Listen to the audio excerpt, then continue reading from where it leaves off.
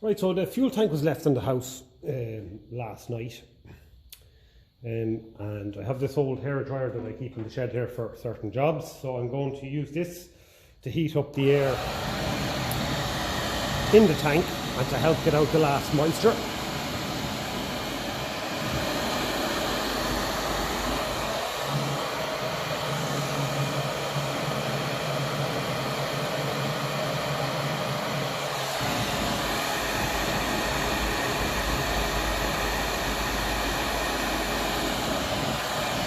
The plan is to do this for a little while, because not only will this get out the moisture, but I think the water vapour in the air is what the sealer needs to activate.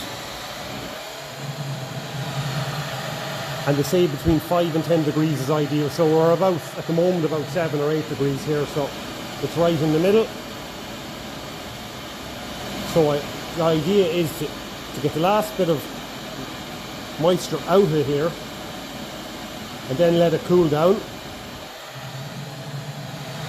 And when it's cooled down, by rights, it should be ready to go then with the sealer. This is bottle number 1. It says to ensure any threaded holes are suitably protected, so I've put in my bolts under there for my tap. There's no sender unit for a fuel gauge, and it says pour all the slosh marked bottle number 1 into the tank. Move the tank side to side and upside down. So what I'm going to do is the person who supplied this told me to actually tape up the filler holes. So I'm going to do that now, and before well, actually I can't do it now. I'm going to pour it in. I'm going to get my tape and have that ready. He said it's best to actually tape them rather than putting on the caps, so I'll get the tape ready. Tape's at the ready. I've shook the bottle, so we have our bolts in. So tape up.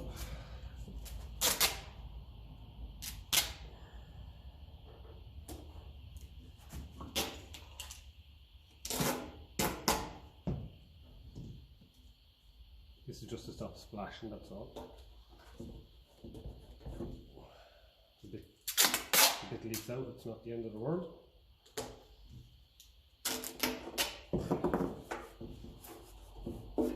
Perfect.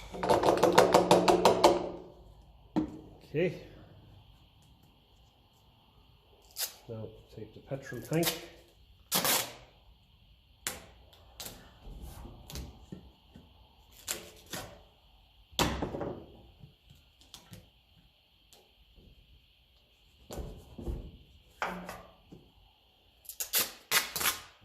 He said to use plastic tape, so this rather than your normal kind of papery masking tape. Okay, slosh from side to side and upside down. So I'll move the camera a little bit over here.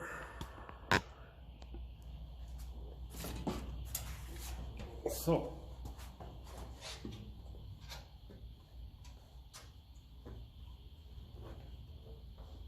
doesn't sound like there's a whole lot of sloshing going on.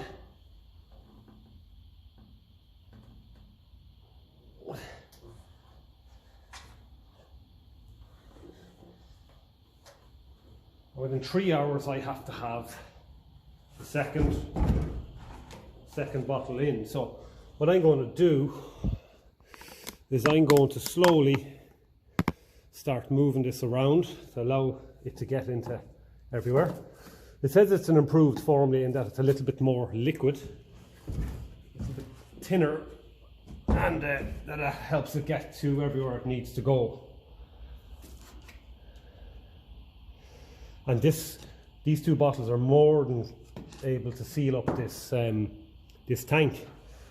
It says that it can do a lot more than I need, a lot bigger a tank. So I suppose the best thing is just to give it a while at each angle.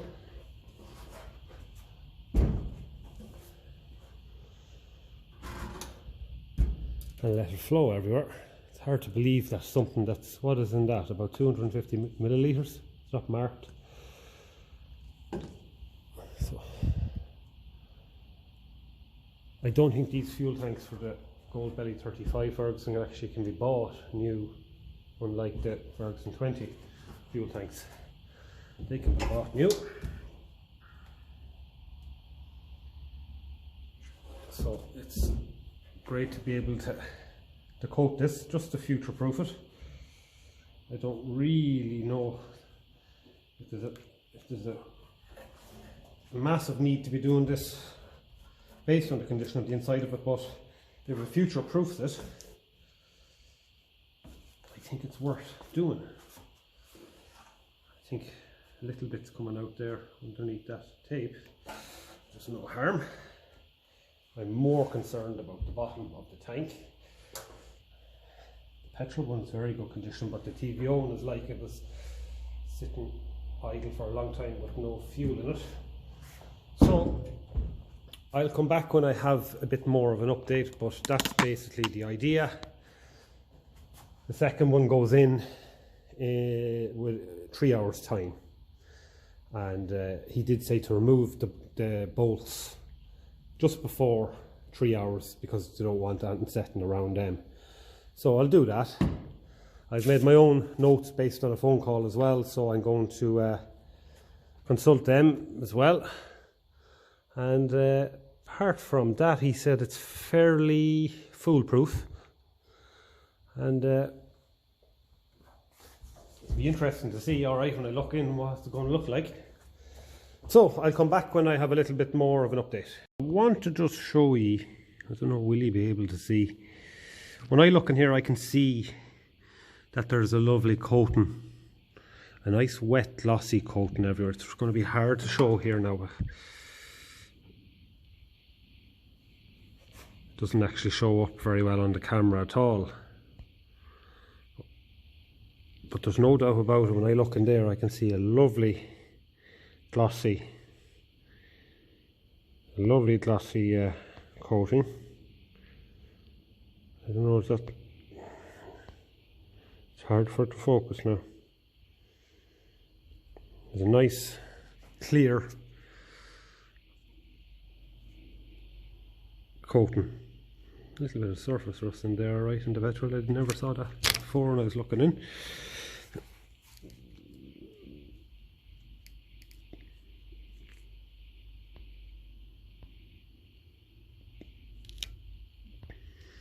But yeah, I'm very happy with this product. I didn't think that such a small amount would leave such a nice clear coating. Now again, as I said, it's very, very hard to see on the camera, but when I shine into the torch, I can see a lovely, fairly deep clear coat of sealant. So, a bit more sloshing around, as the name suggests, and I'll get back to you when I am putting in the second bottle. So after 45 minutes, it says remove the bolts, just in case it starts setting around the threads, causing a blockage then. To do what they say.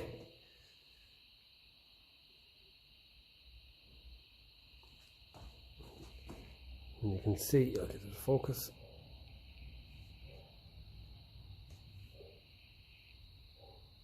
It's still wet anyway, it's not sticky yet. When I look into the tank, it is still flowing, so it's still liquid.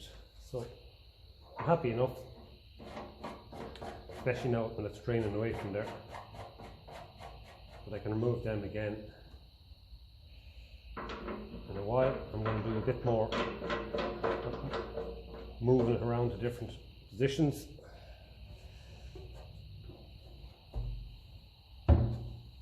Like so, and let it flow around.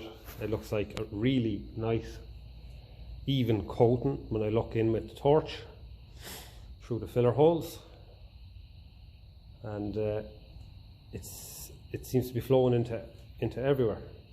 There were some repairs done. It was leaking in under here somewhere,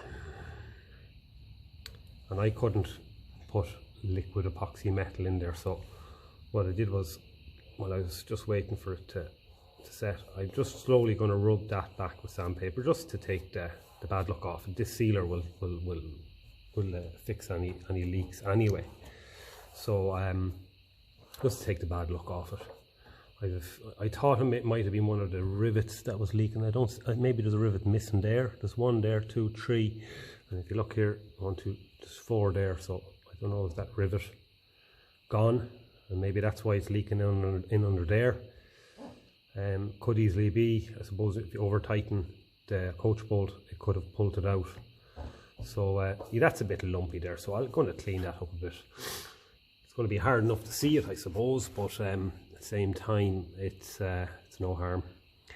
I did, as you can see, a good while ago, just do a bit of painting along here. Oh, you can see it running. If it's running out there, so I'll let that dry and I can clean it up with sandpaper. It's no harm. I did just paint a bit of where someone had done a bit of repair work on it before. Is that more there? Yeah. And it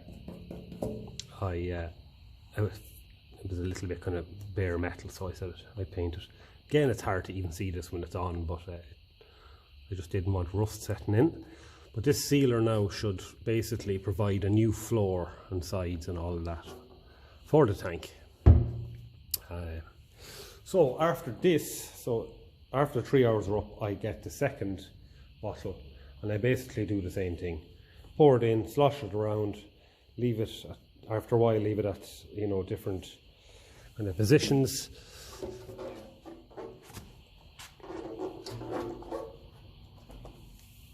Like so. And once you've finished turning it upside down, he said just to take off the tape, because it's the water vapor in the air that will allow it to go off and to set. So yeah, second bottle goes in, and same story again. Take out the bolts after 45 minutes, just make sure that there's no build up of sealant, and then sometime tomorrow that should be ready to go. He did say his one is one of his tanks is still perfect after 17 years. So once it's done right and well cleaned out, and once, you know, I think it was well worth buying these other chemicals. The first rinse was drained into this. I'm not reusing that. As you can see, this is a lot more. The SP10 on the left there is a lot more usable than the first rinse. So say it's pure and utter waste. That has to go. That has to go to the. I don't know where that has to go, but it's not going back into anything anyway. It has to be disposed of. So yeah. So just going to keep moving it around.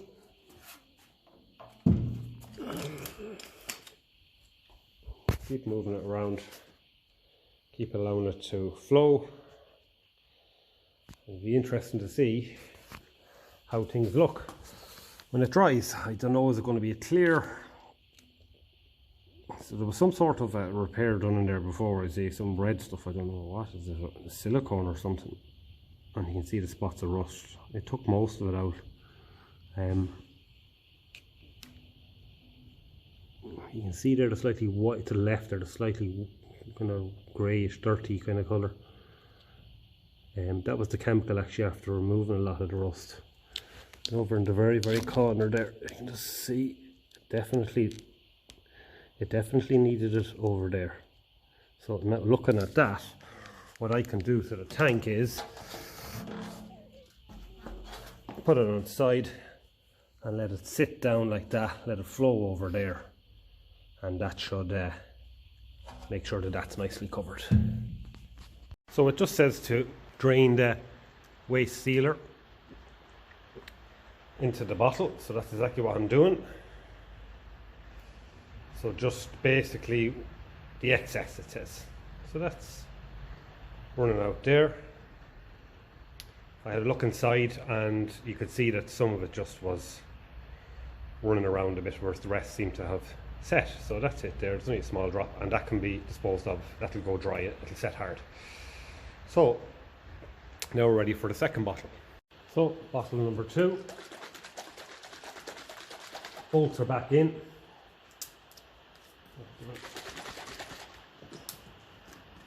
I'm more concerned about the kerosene tank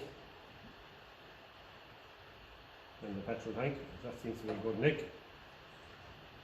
So we'll leave that drip in there. This is the waste from the first sealing. Now I'm going to put my mask on.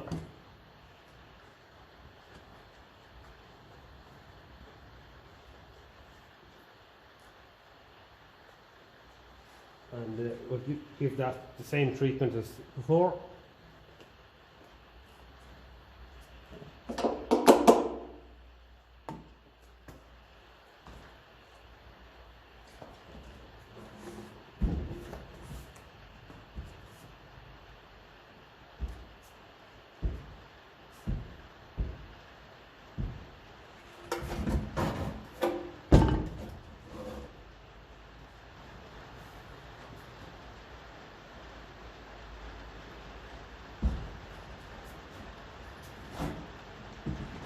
"20 minutes between sloshing around."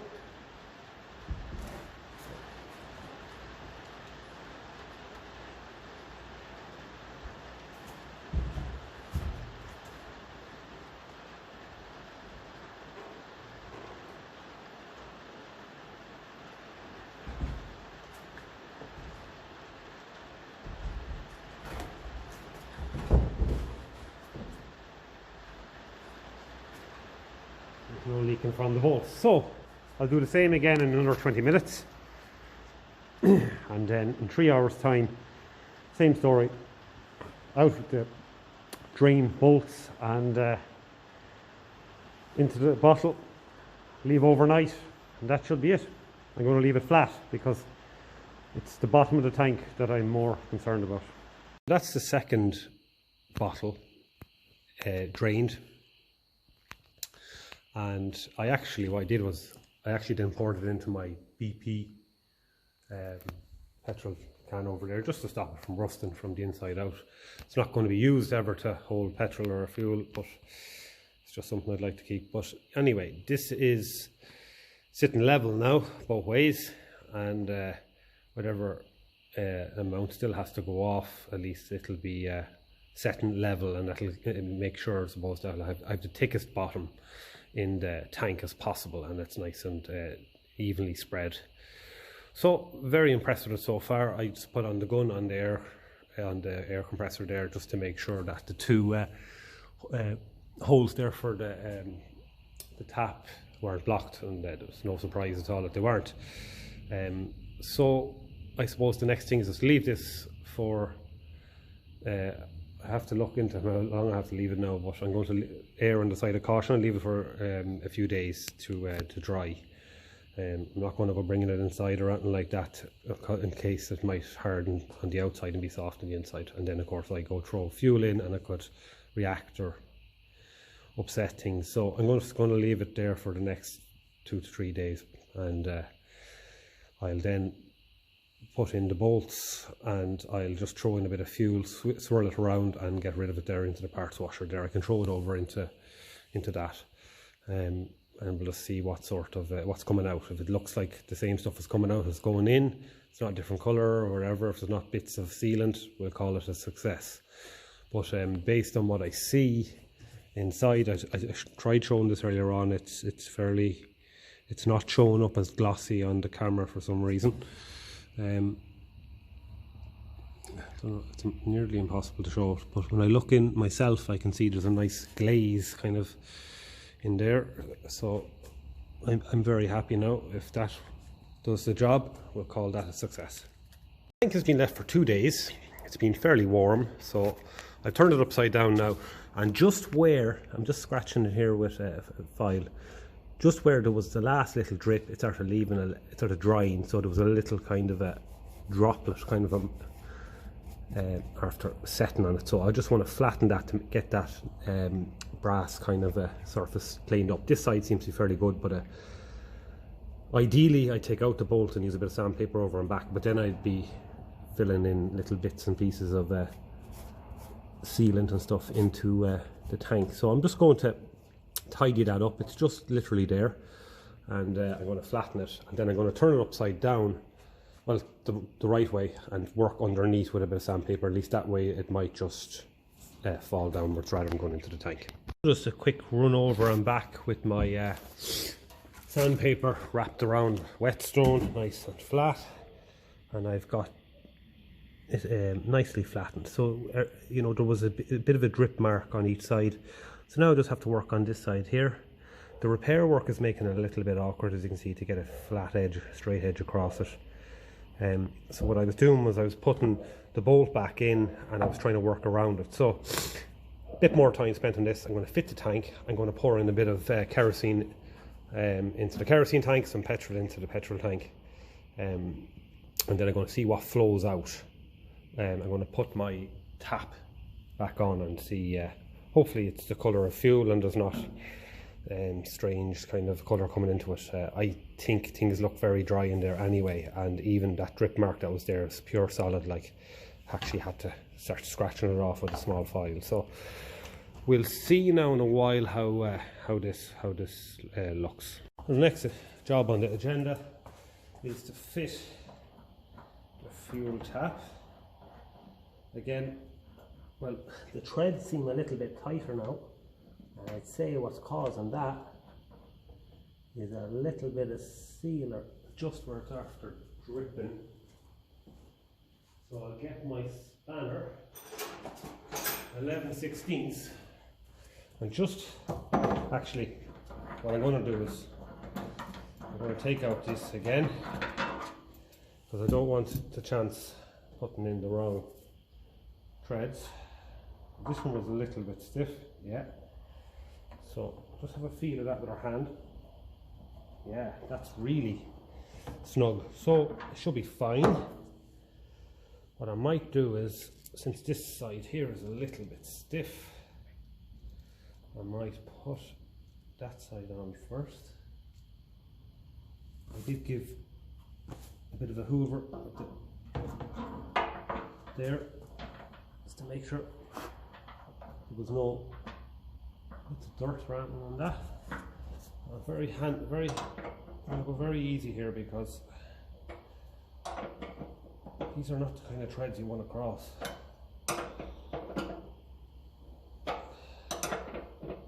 Otherwise, I think you'd be looking at heli coils. The other side is threading in lovely, nice and easy. This side is nice. This side is snug, but it's getting there. And then I will fit the tank. As I said, pour in a bit of fuel. See what colour fuel is coming into the fuel bowl. This is just a little bit snug, but to be honest with you, I like the feel of it. Feels nice and snug. It's definitely not cross thread anyway. Better chance of this sealant. Now, it never leaked on me before once I had the Doughty washers on. The beauty of these Doughty washers is you don't tend to actually have to tighten these up too much for them to seal, because of the rubber lip that's on them. Compared to fibre washers especially, I think you nearly have to tighten them. So let's get this fitted. So two things here. We have the seal, the cork gasket seal, and we have our fuel sediment bowl. I kept this wet because they shrink when they dry, and they start leaking, so keep them wet in a bit of kerosene, and it says the same size. So let's bring you over to the fuel tank side now. So I have my fuel pipe on, so I'll push up the gasket nice and easy. I think you can't even buy these gaskets separately. I think you have to buy the whole set for the fuel. Banjo bolt going into the tank as well.